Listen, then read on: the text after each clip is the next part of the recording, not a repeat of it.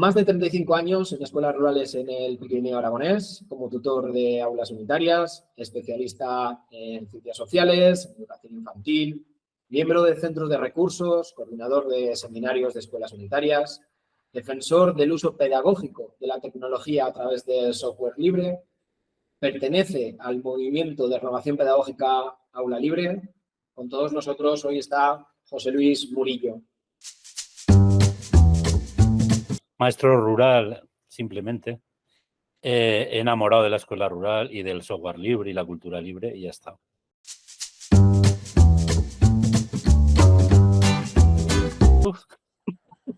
Hay que contestar. Es curioso porque en realidad mi primera vocación era de psicología, de psicólogo. Pero había que irse a Barcelona a estudiar. Y yo soy de familia obrera, ¿vale? Y mis padres no tenían recursos para que yo pudiera irme a estudiar a Barcelona psicología en aquellos tiempos. Y mi padre me planteó la posibilidad de que hiciera algo en Zaragoza primero y al curso y cuando acabara eso marchara a hacer, ya habrían conseguido algo de dinero, podríamos intentarlo, ¿no? Y así que decidí empezar por magisterio, que también me encantaba el magisterio, pero ya eran tiempos fantásticos donde me enamoré del magisterio, porque ya en la propia Facultad de Educación eran tiempos de cambio, de transformación, donde veíamos que la educación era un elemento básico en la construcción de la persona y de la sociedad, ¿no? Y que queríamos otro modelo de persona y de sociedad al que habíamos vivido durante la dictadura, ¿no? Y ya ese compromiso social, educativo, cultural, ya hizo enamorarme y empezar a trabajar en ello y ya cuando acabé magisterio tenía muy claro que quería trabajar de maestro. Con otros amigos maestros queríamos irnos a un pueblo en aquellos tiempos y vivir la vida de pueblo y de escuela de pueblo en aquellos tiempos, ¿no? Y ya de entonces aquí he seguido en esa línea, ¿no?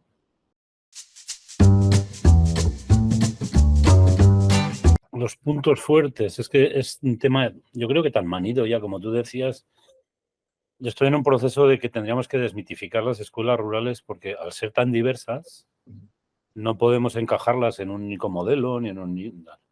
Entonces lo que sí tienen son características más que puntos fuertes. Como sería, para mí, bueno, primero habría que empezar por una definición de escuela rural. Vivimos tiempos en lo que el concepto de escuela rural, la definición, la etiqueta de escuela rural, está muy, muy deteriorado, muy confuso según quién lo utiliza. O sea, yo he conocido desde la administración o desde la prensa hablar de escuelas rurales en poblaciones de 10.000 habitantes, ¿vale? Con escuelas con varias líneas, con enormes de 600 alumnos y tal, y el titular del periódico era que alguien había ido a inaugurar a esa escuela rural algo, ¿no? Entonces, por otro lado, te encuentras la desinformación que hay sobre el tema de los colegios rurales agrupados, ¿vale?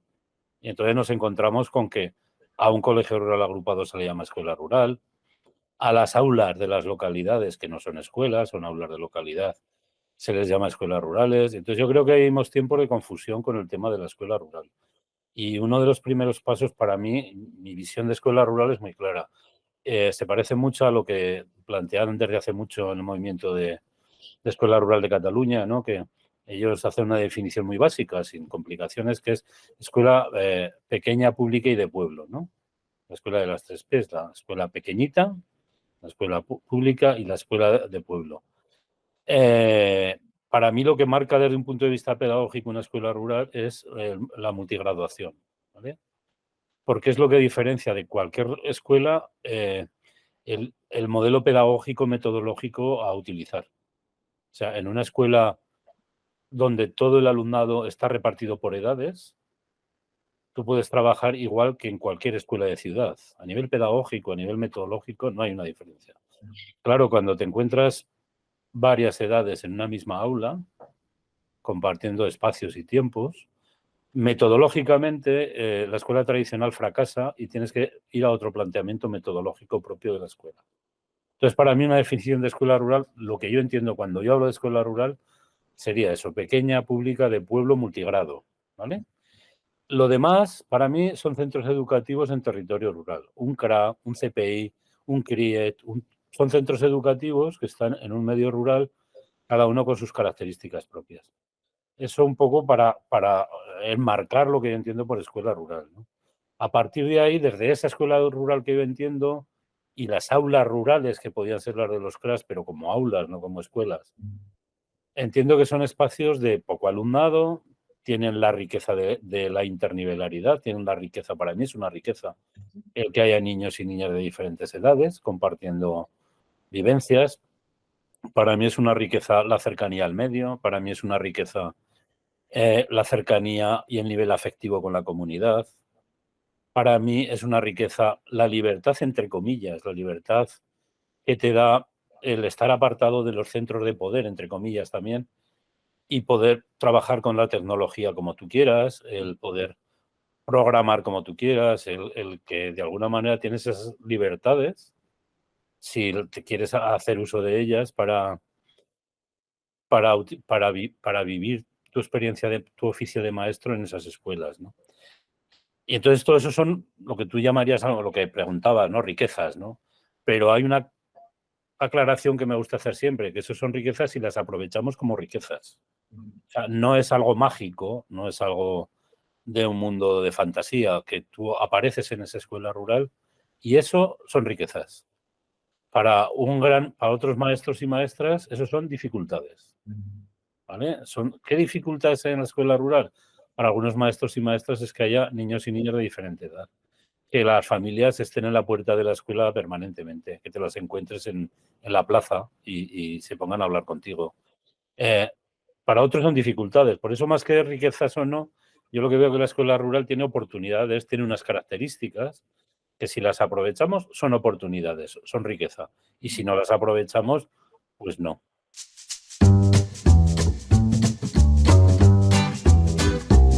A ver, primero hay uno que es general para mí, que es de todo el sistema educativo y que afecta mucho al trabajo en el aula, que es que las escuelas rurales, todas las escuelas, pero sobre todo las escuelas rurales, por el contexto en el que se encuentran y sus características, necesitarían tener una mayor autonomía para elaborar y desarrollar proyectos educativos adaptados a su realidad, con continuidad y con buenas prácticas. Para mí las buenas prácticas es cuando una metodología se adapta al contexto en que tienes. Entonces, usar una metodología tradicional en una escuela rural no es una buena práctica, porque impartir clases por asignaturas, por horarios de edades, de todo esto, lo que hace es bloquear los procesos de aprendizaje.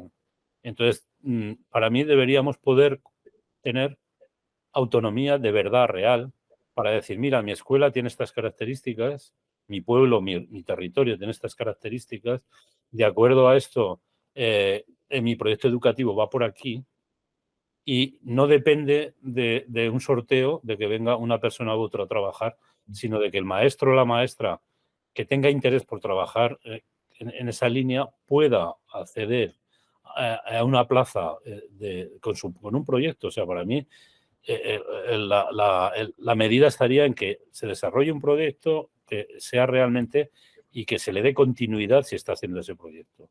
No porque esté cerca de una ciudad, todos sean de bofetadas para ir a una escuela rural, ¿vale? Y les da igual el contexto. Entonces, para mí sería el primer y gran reto, porque si hubiera autonomía, yo he vivido tiempos en que eso ocurría. He vivido tiempos en los que era posible, de alguna manera, realizar proyectos en escuelas y en zonas y de alguna manera que eso tuviera una continuidad. Y eso hacía que se visibilizaran esas escuelas, se visibilizaran esos proyectos, se visibilizara la existencia de esa manera de trabajar que enriquecía no solo a las escuelas, sino a las escuelas de alrededor y otras escuelas que se interesaban por esa manera de trabajar, ¿no? Actualmente ya no ocurre. Actualmente da igual lo que hagas en el aula, o sea, puedes trabajar como quieras, porque todo depende de un sorteo por puntos, ¿no? O sea, hay unas puntuaciones Y si tienes más, vas a una escuela, y si tienes menos, pues no. Y si llevas 10 años en una, pero viene alguien con más puntos que tú, te tienes que ir, aunque las familias quieran que sigas, el alumnado quiera que sigas, el proyecto que estés desarrollando sea un proyecto realmente de buenas prácticas. Si viene alguien con más puntos, pues te tienes que ir. Y entonces, para mí es el mayor desastre que padecemos actualmente en nuestras escuelas rurales. Necesitamos maestros que quieran ir a la escuela, necesitamos maestros que quieran trabajar adaptándose a ese contexto y a esa realidad y difundir su trabajo y que se les dé la continuidad en eso.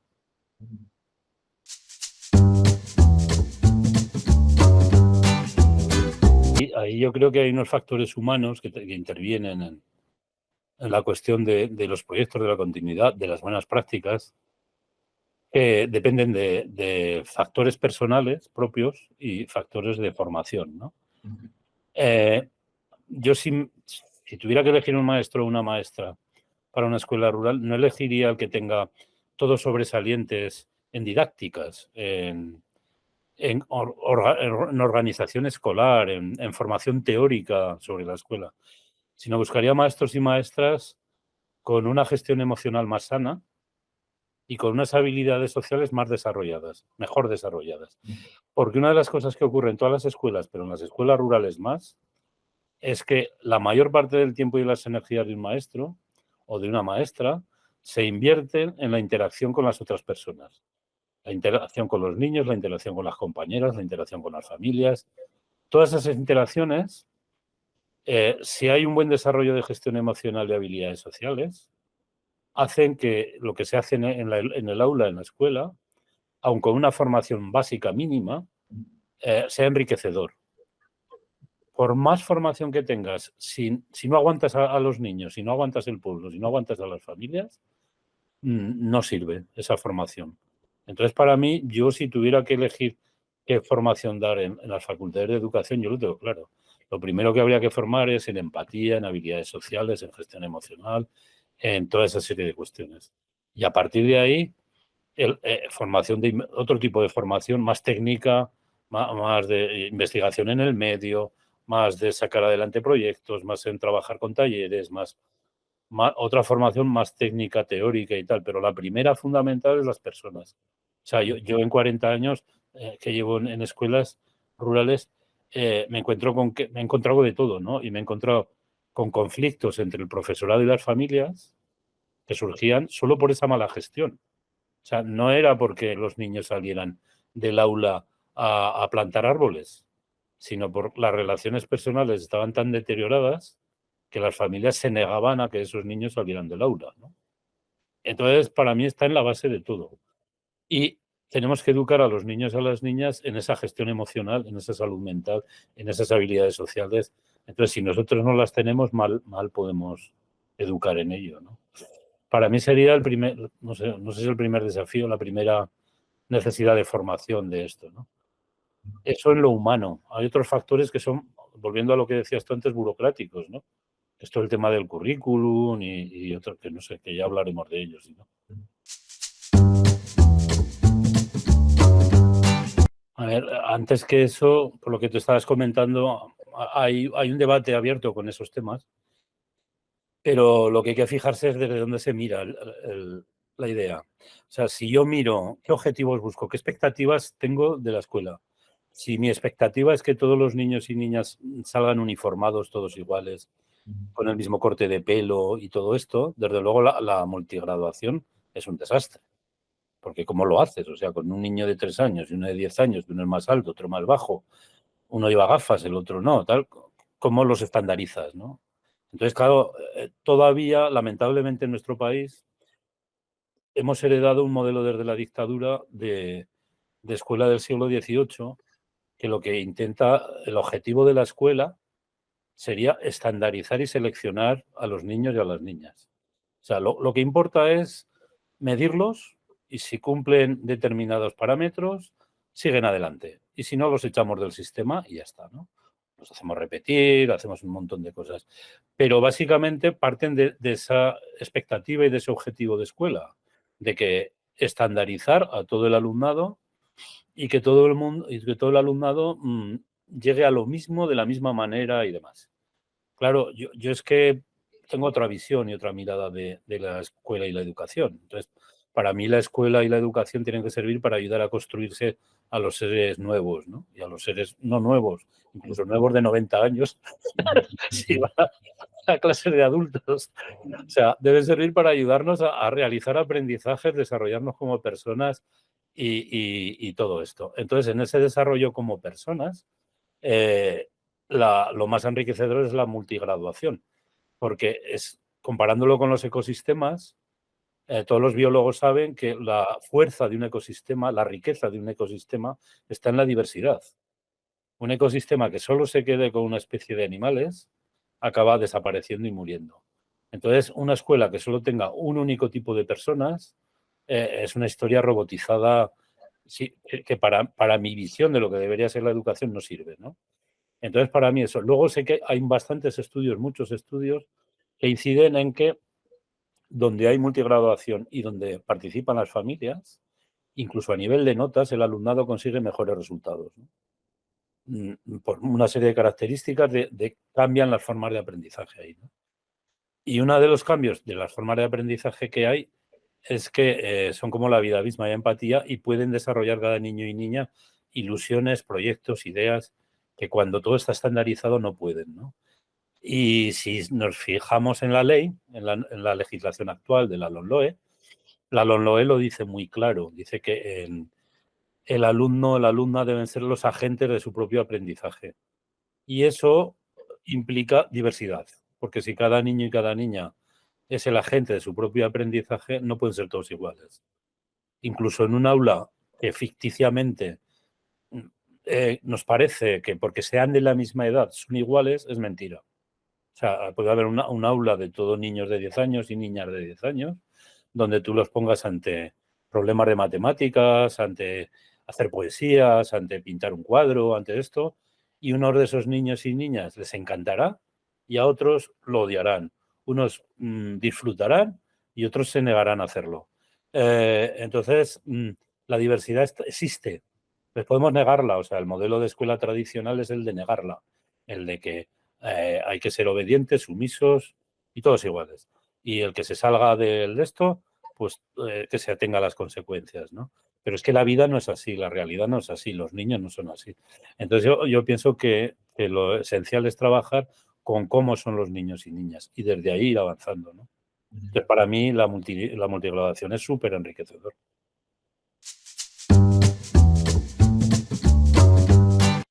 Porque para mí la escuela también tiene que ser un espacio abierto de convivencia de vida de toda la comunidad, no solo de los niños y las niñas y el maestro o la maestra, eso es muy pobre. Entonces, como lo planteaba, primero la escuela está permanentemente abierta. Luego yo lanzaba iniciativas hacia las familias y hacia el territorio, tanto para trabajarlas con los críos como para que entren desde el territorio dentro de la escuela, ¿no? Y estaba siempre muy atento a las que se proponían desde fuera de la escuela. O sea, desde fuera de la escuela a lo mejor me venía un abuelo y me decía, antiguamente se hacía tal fiesta o antes se cantábamos tales canciones, ¿no? Pues yo estaba atento a todo eso y todo eso entraba en la escuela. Y lo que me servía un poco de guía es que yo, claro, esto es entrar en el proyecto. Para mí mi proyecto de escuela, el que utilizaba yo en Sahún, era que nosotros teníamos como 3 centros de interés, como 3 núcleos de interés, lo que ahora podríamos llamar 3 ámbitos, que eran, uno, el propio niño y la niña, sus necesidades, su gestión emocional, su educación emocional y sus aprendizajes conceptuales y demás. Otro era el territorio local y otro era el territorio digital. Entonces, cuando planificábamos y programábamos, siempre tenía que haber propuestas sobre el territorio local, sobre el territorio digital y sobre los niños y niñas y su forma de ser. Esas propuestas sobre el territorio local abarcaban los 3 apartados que yo entiendo del territorio local, ¿no? Que serían, uno sería el entorno físico, el entorno medioambiental, otro sería el patrimonio cultural que tenemos en los pueblos y otro sería el entorno socioeconómico, los oficios, las personas, lo que tú dices, las asociaciones. Y entonces si no surgía porque alguien lo planteaba, por ejemplo, a veces venía el ayuntamiento y nos planteaba, oye, tengo una subvención y me gustaría hacer unas esculturas por el pueblo, recogiendo el trabajo que hacéis los niños sobre investigación sobre las tradiciones. Pues eso entraba en la programación, dentro del apartado del territorio local, ¿no? Venía desde el ayuntamiento, no servía. Otro día venía el abuelico. Otro día, si no había nada ese trimestre o todo esto, yo hablaba con los críos y les planteaba, porque nosotros decidíamos todo en asamblea, y les lanzaba en la asamblea, oye, ¿qué sabéis de las fallas? Que ahí se celebra, es una fiesta que se celebra tradicional. O venía una madre y decía, oye, voy a hacer longanizas esta semana. ¿Queréis venir a ayudarme a hacer longanizas? Pues sí, vamos a hacer ayuda. O sea, la escuela era un espacio permanentemente abierto al territorio y direccional. Y para mí como maestro, una de mis preocupaciones es que hubiera un proceso de investigación, de difusión por parte de la escuela de ese territorio y de compromiso con ese territorio, ¿no?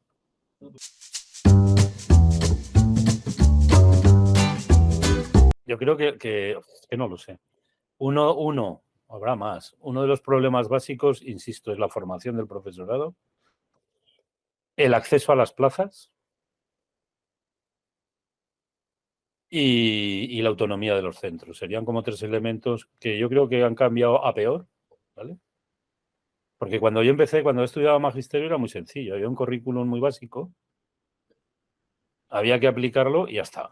La formación básicamente era didáctica de las ciencias, que era un tipo de educación que no es el que yo quería y no es el que yo buscaba, ni es el que había. Entonces, si querías trabajar con eso a un maestro, lo tenía muy fácil, ¿no? Era aplicar eso y ya está. Ahora ya es muy complicado porque hay una presión social muy fuerte. Ahora yo, por ejemplo, me da mucha pena que cualquier problema de la sociedad parece que se tenga que resolver en la escuela, ¿no?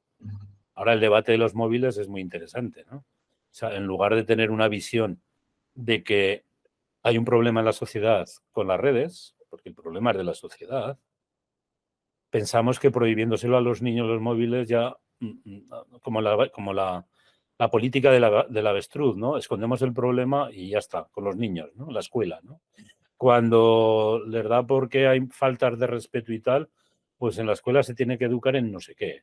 Cuando hay problemas con drogas, con toda esta serie de cosas, la escuela tiene que hacer magia para tal. O sea, tiene que hacer tantas cosas la escuela, menos ayudar a los niños a crecer, ¿no?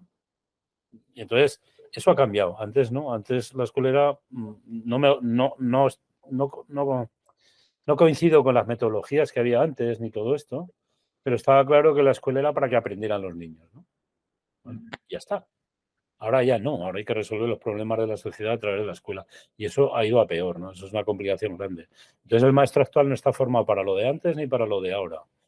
Hace años, cuando yo empezaba magisterio también, uno de los cambios que notamos fuerte era que la educación hasta entonces se basaba en el miedo, por ejemplo. O sea, el maestro de antes, yo cuando era alumno, te daba un tortazo y solucionado, ¿no?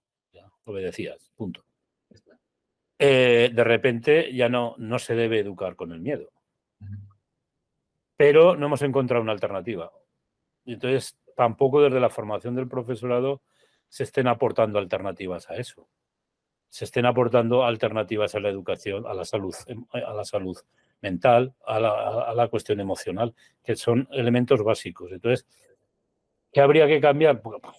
La formación, todo el sistema educativo, el currículum, toda la legislación que hay. Toda la legislación que hay ha sido una acumulación de sedimentos y sedimentos sobre leyes anteriores que ya nadie sabe lo que hay que hacer. O sea, yo me parto de risa porque después de, no sé si llevo 7 leyes, 8, ¿no? En realidad nadie sabe qué hay que hacer, pero desde hace varias leyes ya, o la última. Y cada uno, los maestros y maestras hacen su trabajo fantásticamente, hacen lo que pueden, se esfuerzan, meten todo el voluntarismo del mundo para sacar adelante a las criaturas, pero realmente en los currículos, la legislación sobre educación y tal, lo único que crea es confusión y más confusión, porque no hay ideas claras de para qué se quiere la educación ni la escuela ni todo esto. Entonces te encuentras, yo me río mucho con la LOMLOE, porque es de las leyes más aberrantes que he conocido, porque tiene la capa externa es muy bonita, ¿no? Habla de diseño universal de aprendizaje, de las situaciones de aprendizaje, de respetar los ritmos del alumnado, los intereses, pero luego te dice, a la semana hay que hacer tantas horas de matemáticas, tantas horas de lengua, y además hay que ponerle esta nota, o sea, hay que ponerle, no simplemente si va progresando bien o no, sino hay que ponerle un 6 o un 5 o un muy bien o un no sé qué, ¿no? Y entonces es un discurso absolutamente incoherente y contradictorio debido a eso, a que no hay una idea clara de para qué se quiere la escuela ni la educación y se ha ido acumulando sobre el anterior. Cambiamos cosas y añadimos otras que son más guays, ¿no? Porque el diseño universal de aprendizaje, tú te lo miras y hay libros y libros, se dan cursos y cursos, ¿verdad? Pero en resumen se resumen en 3 palabras, ¿no? Que es todas somos diferentes, ¿vale? Con esas 3 palabras, tú como maestro, si te dicen, mira, es que todos los niños que tienes son diferentes, ¿vale? Ya está, trabaja con eso. Pues no. Bueno, pero claro, eso es el señor este americano que lo estandarizó y lo sistematizó y lo ha etiquetado y los que han venido detrás elaborando libros y elaborando tesis doctorales y elaborando no sé cuántas cosas que las vas a aplicar en el aula y no te sirven para nada, porque al final los niños no saben nada de todo eso. Nadie les ha enseñado a los niños que tienen que percibir no sé cómo o que tienen que expresarse no sé cómo. Eso a los niños, no sé, ellos son niños y ya está. Entonces, todo el sistema legislativo es absolutamente penoso, que se salva por eso, por el buen trabajo de maestros y maestras, que le meten todo el voluntarismo del mundo y digan lo que digan. Tanto yo como mis compañeros y compañeras, en estos 40 años hemos ido cambiando de leyes y el que desde hace 40 años trabajaba con un libro de texto, exámenes, notas y tal, ha seguido 40 años, da igual la ley que pongas, la LOSE, la LONLOE y tal. Quienes trabajábamos sin todo eso ya, partiendo de la experiencia del niño y todo esto, hemos seguido trabajando igual. Dijera lo que dijeran de notas, de no notas, de examen. Claro, porque hay un montón de, por ejemplo, esta semana me daba pena porque estuve en una escuela y me comentaban que se habían gastado, escuela rural, era pequeñito, se habían gastado 5.000 euros en libros de texto, ¿no? De saber, a ver, yo entiendo que los necesitan porque su apoyo y tal, pero la ley no dice nada de que, o sea, es que tú puedes usarlos o no usarlos. No ha cambiado en 40 años, ¿no?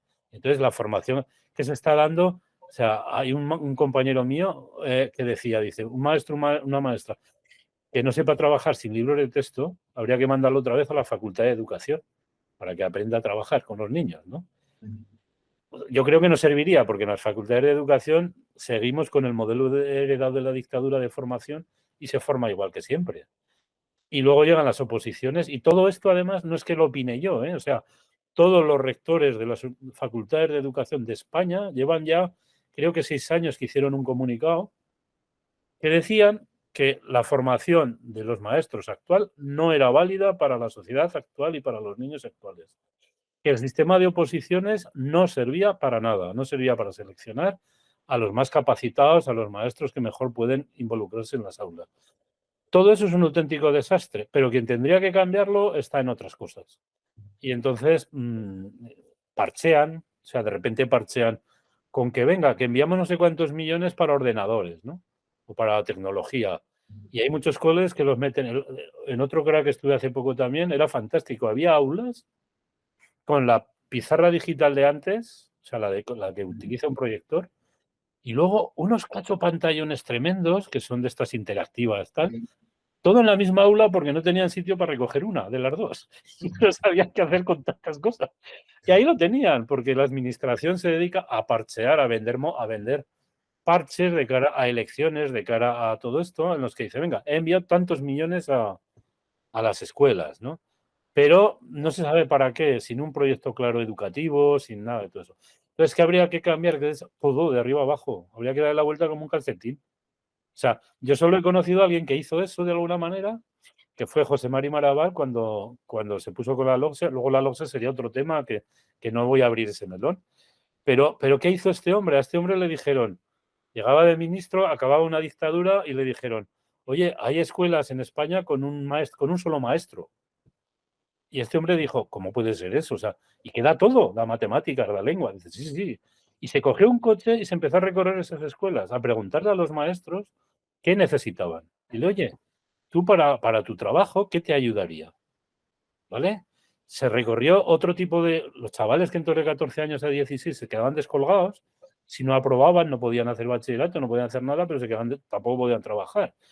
Y lo mismo, y así todo. Entonces hizo un decreto de compensatoria que permitía abrir CRIES, que permitía abrir centros de recursos, que permitía abrir la educación compensatoria de 14 a 16 años. Le dio la vuelta como un calcetín a todo el sistema educativo, partiendo de hablar con la gente que estaba en las aulas, partiendo de la realidad, escuchándoles. Y a partir de ahí se hizo todo otro planteamiento educativo, que con el tiempo fracasó también por otra serie de causas, pero hay que parar ya esto de una puñetera vez y conseguir que todos los partidos políticos se pongan de acuerdo en una única ley y que esa ley tenga que ver con la realidad de las aulas, no con lo que en los despachos se les ocurre. Que hay que cambiar todo. Yo solo veo dificultades. Se salvan por la gente, porque lo que te digo, insisto una vez más, porque la gente va a las 9 de la mañana, va a las 10 a su aula, hace su trabajo, lo hace lo mejor que puede y hace maravillas, hace maravillas. Tú vas a las escuelas, yo que voy bastante ahora, y veo a gente haciendo auténticas maravillas en las aulas, ¿no? Pero casi ninguna de esas tiene que ver con la ley, ¿no? Ni con lo que pide la inspección, ni con lo que pide nadie. Se hacen escondidas, ¿no? Yo alucino.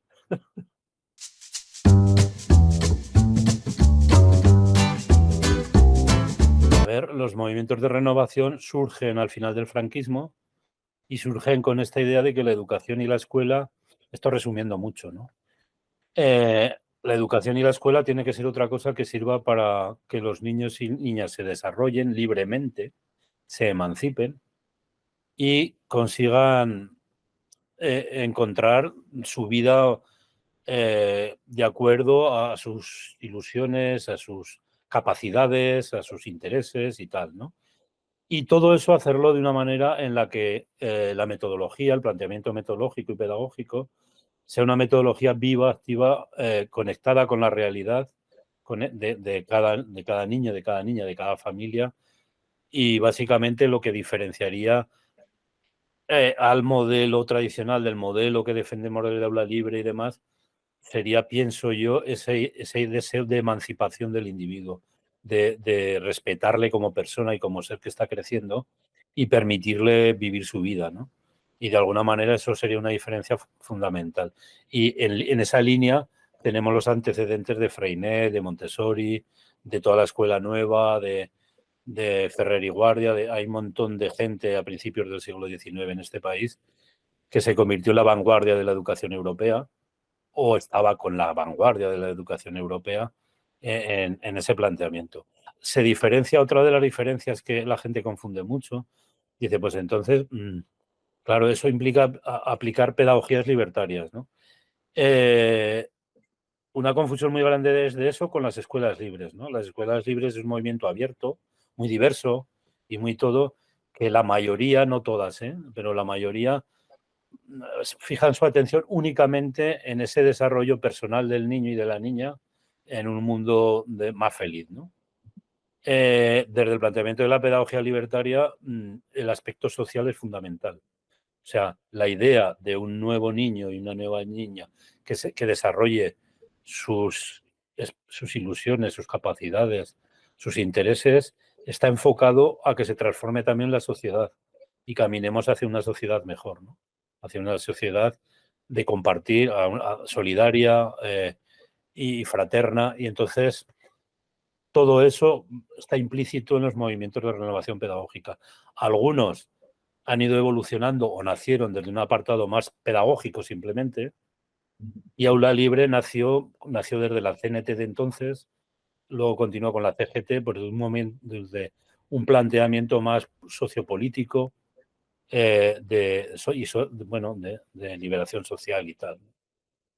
Otros movimientos de renovación se centran solo en los aspectos metodológicos de dentro del aula, de compromiso, si quieres, con el pueblo, con el entorno, pero en la medida en la que sirve en el proceso de aprendizaje de las criaturas. No tienen esa visión de que podemos avanzar hacia otra sociedad mejor, ¿no?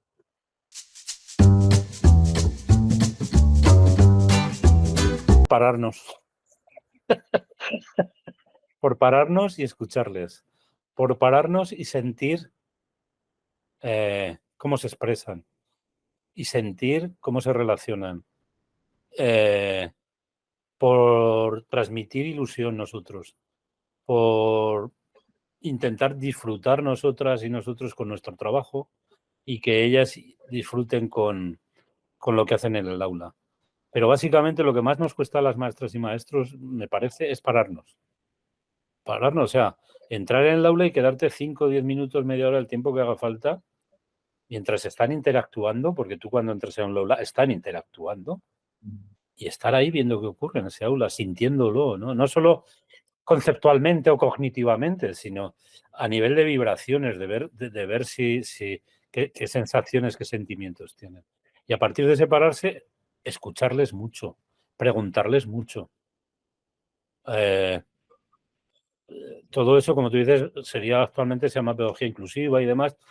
En nuestros tiempos antiguos, pues lo llamábamos, pues eso, metodologías activas, vivas y activas, que era lo que hacía Freinet o lo que hacía Montessori o lo que hacía toda esta gente. Y es lo que mucha gente seguimos intentando hacer, ¿no?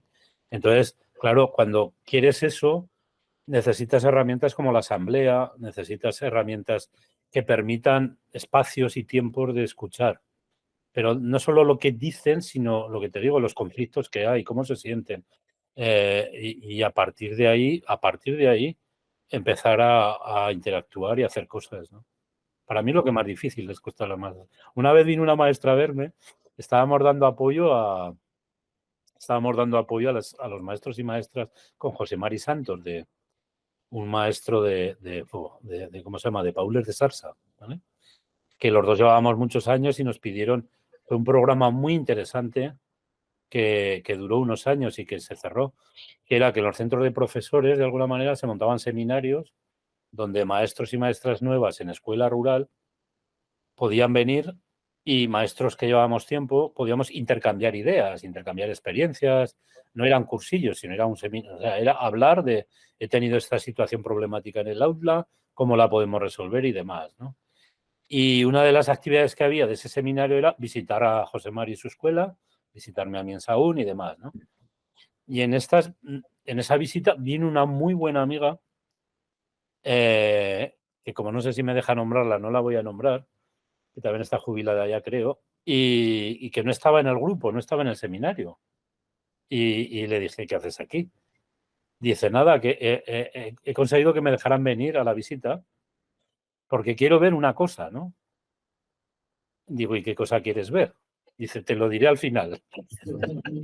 Y entonces estuvo toda la mañana, todo el día, vamos, que era mañana y tarde, con todo el grupo y con tal, y bien, y al final, a la hora de marchar, le dije, bueno, ¿has visto lo que querías ver o no? Dice, sí, ya lo he visto.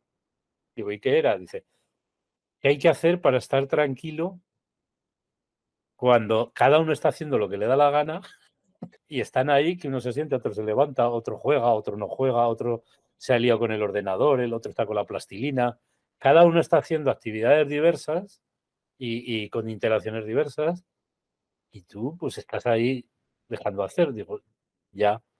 Digo, pues eso. Yo creo que lo más difícil, o sea, nos han enseñado desde niños y niñas, normalmente tú entras en la escuela y te enseñan ya que hay un horario.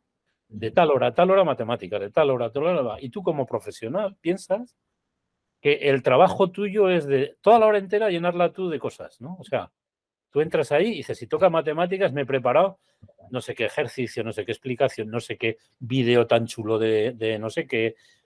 Todo. Como haya 5 minutos que hayan acabado su trabajo, hay mucho maestro y maestra que se agobia, ¿no? Y no permite, o sea, nada más entrar hay que hacer porque me pagan por eso, ¿no?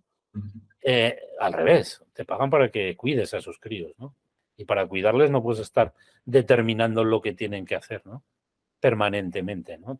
Y en la escuela rural, volviendo al principio de las oportunidades, esta es una de las grandes oportunidades y riquezas que tenemos. O sea, que estamos varias horas seguidas con los niños, con las niñas, que podemos hacer lo que queramos. O sea, que si no queremos establecer horas de mates, lengua y no sé qué, pues están con un taller, con un proyecto, están preparando una conferencia, están haciendo actividades a lo largo de la mañana. Y si la actividad es muy interesante, sigues por la tarde y al día siguiente.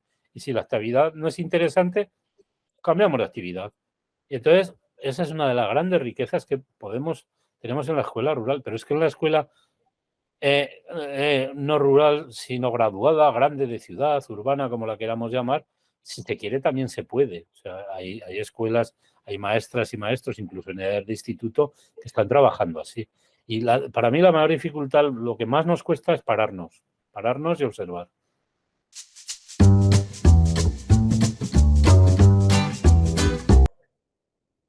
Theodor Roszak, en un libro del 84, ya advertía de esto, ¿no? Del peligro que conlleva lo digital, el que las máquinas de entonces, del año 84, esos son 40 años, ¿no? Uf. Que aquellas máquinas rudimentarias, que como procesaban la información muy deprisa, se pensa, lo que tú dices, los que eran integrados, pues los no apocalípticos, les parecía que lo iba a resolver todo, ¿no? Ya ibas a poner algo en una pantalla, le ibas a apretar un botón y el niño lo aprendía todo ya, ¿no? Mi postura es que con la tecnología es que forma parte de la vida. O sea, mi postura es que la tecnología está ahí.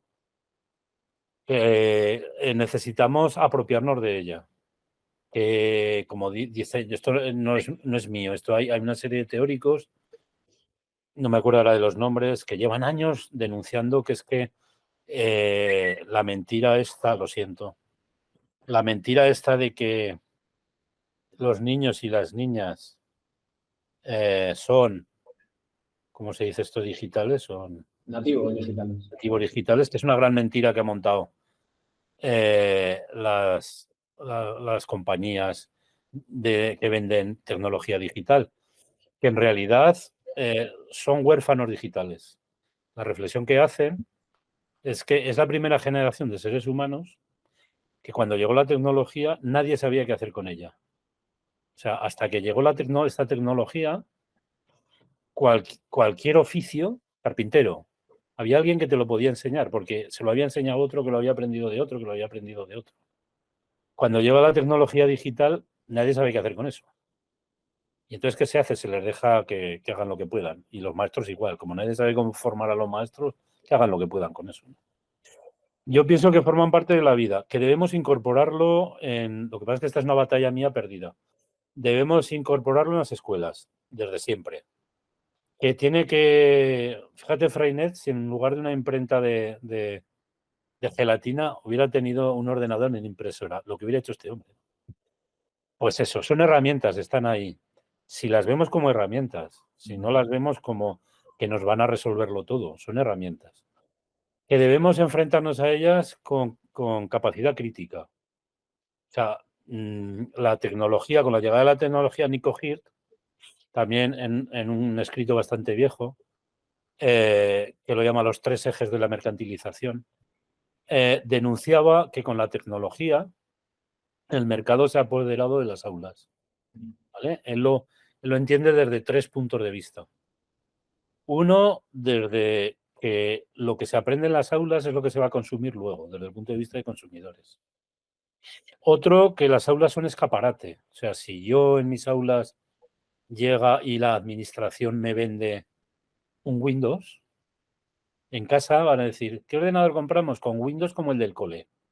Es un escaparate gratuito para las grandes compañías.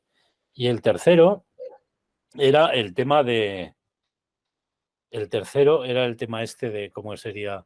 de los grandes presupuestos que gasta la administración en la tecnología. O sea, de repente hay auténticas burradas de dinero que se despilfarran en tecnología.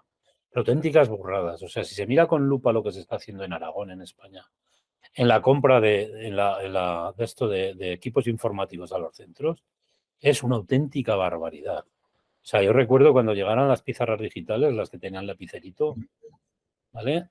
Que cada una de aquellas costaba 1.000 pesetas de entonces, había 1 millón dedicado a las compras de estas. Cuando un portátil con mejores prestaciones valía 400, 500 euros. Pero ahí había grandes partidas de dinero que se dedicaban a esto. Yo he visto el año pasado, no hace mucho, es que siguen igual.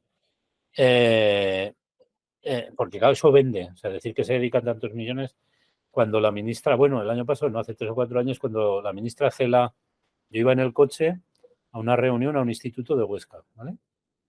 Y oigo por la radio que iban a dedicar como 2.800 millones, 2.800 millones, a informatizar la educación, las escuelas y los institutos. Y llego al instituto aquel, al que iba yo a una reunión, y hablo con el responsable de nuevas tecnologías, que es amiguete, y sin sacar yo el tema, va y me dice, nos han llegado ahora 50 ordenadores. Digo, qué bien, ¿no? Dice, no sabemos qué hacer con ellos. Estaban en mayo ya, o junio, o algo así. Tenemos el centro lleno de salas de informática. Todo nuestro alumnado tiene portátiles o tablet o herramientas digitales. Y entonces los hemos guardado a pensar al curso que viene qué hacemos con ellos, porque no sabemos qué hacer con ellos. Ese era el planteamiento de esos 2.300 millones que se estaban enviando a las aulas. O sea, el negocio es bestial, ¿no? Entonces, desde mi punto de vista en Saúl, lo que hemos hecho siempre es, desde siempre, trabajar con software libre. Porque con software libre puedes hacer lo mismo que con el otro y compartir. Porque una de las diferencias del software libre al otro es que se basa en una filosofía de compartir, no de piratear, robar, gastar dinero que no hace falta gastar. Y entonces, desde esos criterios, siempre hemos introducido las tecnologías digitales en nuestras aulas. Hemos hecho vídeos, hemos hecho radio, hemos hecho podcast, hicimos toda una distribución de software libre. Para los que no sepan qué es, sería como coger un sistema operativo. No es esto exactamente, los técnicos se me van a echar encima de esto, lo cuentan de otra manera, pero para la gente que no somos técnicos ni titulaciones de ingeniería informática ni tal, nos entendemos mejor así. Es si tú coges un sistema operativo, como el de Windows, y le metes muchas aplicaciones que te interesan, tú eso lo empaquetas en un DVD, en un de esto, y todo juntito lo instalas, sin tener que ir primero el sistema operativo, luego tal aplicación, luego tal, ¿vale? Básicamente, entonces nosotros hicimos uno para nuestro cole, que lo hacíamos, los chavales eran los beta testers. Es que es lo bueno que tiene el software libre. O sea, había un Linux instalado, un Ubuntu, y bueno, probamos varias distribuciones base, los críos lo usaban y decían, esto es muy difícil, esto es más fácil, esto tal, pum, pum. Elegíamos. Metíamos una vez que teníamos 5 tratamientos de texto diferentes que iban probando, iban a hacer cosas, y usaban uno, usaban otro y tal. Y fue muy gracioso que vino un profe de educación física un día que llovía mucho y entra y dice, hoy como llueve mucho vamos a hacer un trabajo sobre un deporte, ¿vale? Pues que es información en internet y hacéis un doc, ¿no? Y los chavales se le quedan mirando, dice, ¿un doc? Dice, sí, un doc. Dice, pero un archivo doc. Y el otro, sí, un archivo doc. Y los críos, quinto, sexto, cuarto, será un texto, ¿no? Será un texto que lo querrás hacer con ese formato. Dice, sí, porque hay otros o qué, ¿no? Y le dicen los críos, sí, nosotros usamos 5 diferentes. Dice, pero luego me lo podéis pasar a mí o lo podemos imprimir. Dice, sí, sí, claro, lo podemos imprimir. Dice, pues entonces emplearé el que queráis. Dice, vale, entonces sí. ¿Vale? O sea, yo he visto suspender, incluso una hija mía, una presentación porque no la presentaba con el formato PowerPoint de Microsoft, ¿vale? Y porque el profe no sabía usar otro. Entonces, esto era por lo de los huérfanos digitales, incluidos los profes. O sea, no hay formación. En Saúl, la idea era que los críos aprendieran todo esto, aprendieran qué son las licencias, aprendieran que hay licencias de compartir, que nos ayudan a compartir libre y gratuitamente las cosas. Y hay licencias que si pirateamos eso estamos robando. Y entonces la tecnología la hemos utilizado siempre a tope, todo lo que hemos podido, pero desde esos criterios de capacidad crítica de todo esto, no sé. La visión nuestra es esa, que nos tenemos que apropiar de las herramientas tecnológicas y solo te puedes apropiar si tú tienes acceso al código, si tú tienes acceso a la licencia, si tú tienes acceso a esa herramienta y luego la podemos compartir libremente. Entonces, con esos criterios, toda la tecnología que queramos.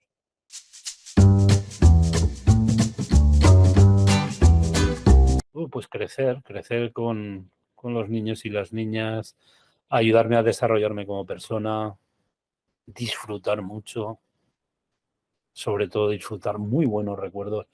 y a nivel emocional unos sentimientos que solo los te llegan si vives así la escuela y la educación. No sé, a mí, hoy lo hablábamos con una compañera, que uno de mis viejos alumnos de hace 30 años me vea por la calle y me diga, maestro, ¿qué haces? Bueno, es media vida. O sea, que eso a mí me alimenta, ¿no? El tener esas interacciones humanas, el de esto. Lo otro, pues, si hemos conseguido, ¿no?, los maestros que los críos aprendan lo que queremos que aprendan o les vaya bien en la vida o no, no depende de nosotros. Nosotros podemos hacer, yo digo siempre que nuestro oficio es más de evitar bloquear que de empujar para que hagan cosas. O sea, sin querer estamos constantemente frenando el desarrollo de los críos, ¿no? Y nuestro oficio es más de evitar ese frenar y que puedan desarrollarse y hasta y lo que se desarrollen ellos verán. Yo disfruto mucho. He crecido, he aprendido.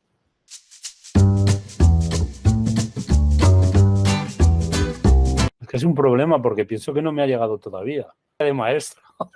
A ver si me llega. Es que hay tantos y siempre pienso esto. Picasso lo decía con los cuadros, le decía, ¿por qué sigue pintando? Y decía, porque no he conseguido todavía el cuadro que yo quería, ¿no? Que pintar como yo quiero pintar, ¿no? Pues con esto un poco es lo mismo. ¿Y cuál es la mejor situación? La que está por venir. O sea, yo estoy jubilado y hace un año estuve por las Alpujarras por unas escuelas contándoles cuentos. Bueno, era un disfrute total. Esa es la última, ¿no? Y si mañana voy a una escuela y hay niños y me dice algún compañero, oye, haz algo con los críos, pues será esa la mejor situación, seguramente.